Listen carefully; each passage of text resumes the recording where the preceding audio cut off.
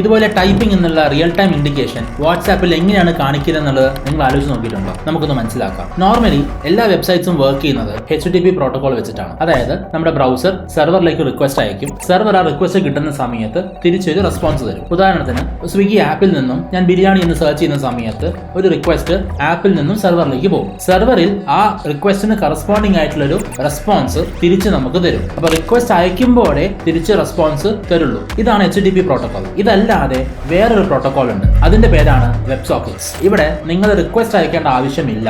ഉദാഹരണത്തിന് ഗൂഗിൾ ഡോക്കിൽ നിങ്ങളുടെ front type ചെയ്ത് തുടങ്ങുമ്പോൾ തന്നെ നിങ്ങൾക്ക് കാണാൻ സാധിക്കും എന്താണ് ആ ഫ്രണ്ട് ടൈപ്പ് ചെയ്യുന്നത് എന്നുള്ളത്. റിയൽ ടൈം ആപ്ലിക്കേഷൻസിലെല്ലാം നമുക്ക് വെബ് സോക്കറ്റ്സ് യൂസ് ചെയ്യാൻ പറ്റും. ഉദാഹരണം ചാറ്റ് ആപ്ലിക്കേഷൻസ്, ഗൂഗിൾ ഡോക്ക് പോലുള്ള collaborative applications, real time stock market price കാണിക്കുന്ന ആപ്ലിക്കേഷൻസ്, ഇവിടെയൊക്കെ നമുക്ക് വെബ് സോക്കറ്റ്സ് യൂസ് ചെയ്യാൻ പറ്റും.